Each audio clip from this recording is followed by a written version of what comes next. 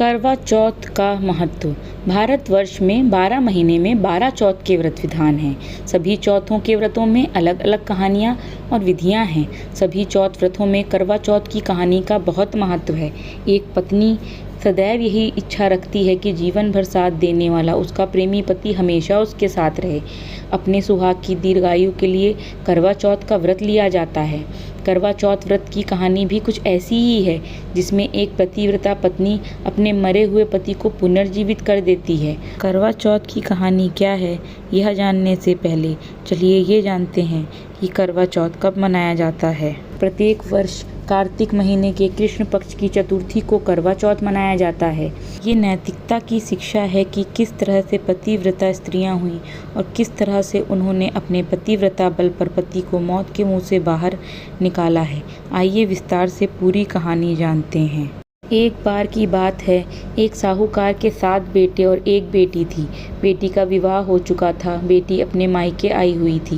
बेटी का नाम करवा था। सातों भाई अपनी इस एकलौती करवा बहन को बहुत प्रेम करते थे, अपनी बहन का पूरा ध्यान रखते थे। जब करवा मायके आई हुई थी तो एक दिन शाम को सभी भोजन करने के लिए बैठे। कार्तिक मास कृष्ण पक्ष की चतुर्थी तिथि थी, अतः घर में साहूकार की सभी बहुओं ने और साहूकार की बेटी करवा ने चतुर्थी चौथ का व्रत रखा हुआ था। जब साहूकार के सभी बेटे भोजन के लिए बैठे तो उन्होंने अपनी बहन को भोजन करने के लिए कहा।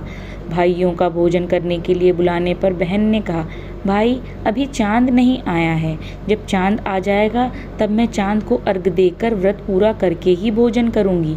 करवा के ऐसे कहने पर भाइयों को चिंता हुई कि बहन भूखी है और अभी चांद भी नहीं आया है।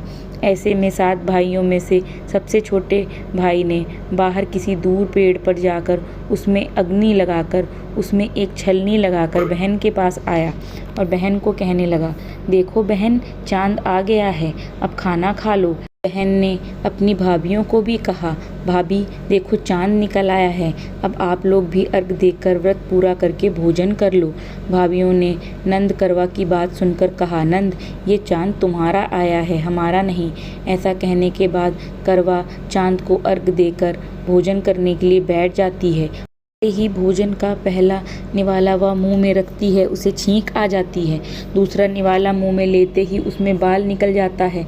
इसके बाद जैसे ही भोजन का तीसरा निवाला वह मुंह में रखती है, ससुराल से खबर आती है कि पति का स्वास्थ्य बहुत खराब है, वह शीघ्र पति को देखने के लिए ससुराल आ जाए। इसके बाद उसकी भाभी उसे सच्चाई बताती हैं कि उसके साथ ऐसा इसलिए हुआ क्योंकि उसने करवा चौथ का व्रत तोड़ दिया था। उसके भाइयों ने आग जलाकर झूठ कहा था कि चांद निकला है और उसने सच मानकर अपना व्रत तोड़ दिया। इसी कारण उसका पति बीमार हुआ।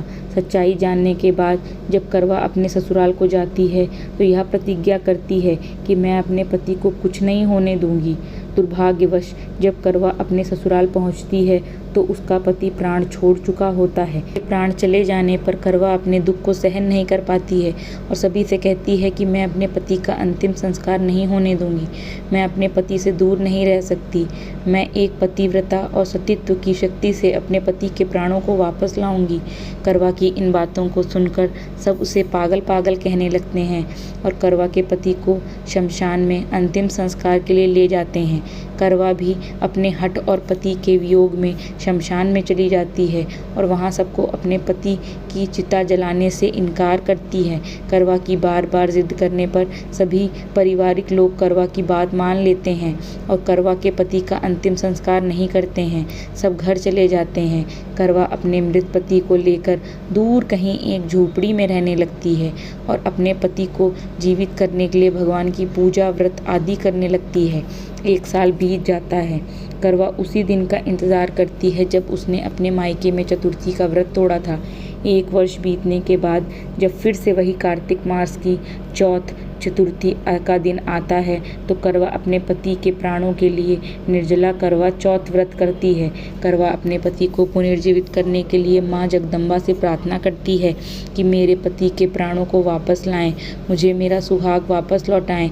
जब करवा का यह व्रत पूरा होने को रहता है तो उसके व्रत से माँ प्रसन्न हो जाती है और उससे कहती है कि यदि तुम अपने पति के प्राणों को वापस पाना चाहती हो तो अपनी सबसे छोटी भाभी के पास जाओ, वही तुम्हारे पति के प्राणों को वापस ला सकती है, क्योंकि करवा का व्रत तोड़ने का कारण उसका सबसे छोटा भाई ही था।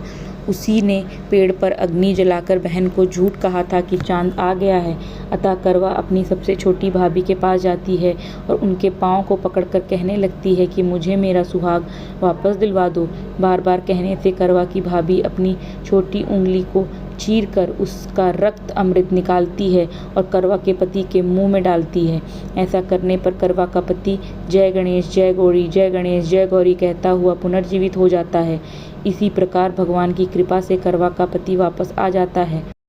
तब करवा माँ गौरी से प्रार्थना करती है कि हे माँ गौरी, जिस प्रकार आज आपने इस करवा को फिर से सुहागन बनाया और चिर सुहागन का वरदान दिया है, ठीक उसी प्रकार से सभी स्त्रियों को सुहागन का वरदान मिले। धन्यवाद दोस्तों। अगर आपने वीडियो यहाँ तक देखी है तो प्लीज़ चैनल को सब्सक्राइब करिए। धन्यवाद।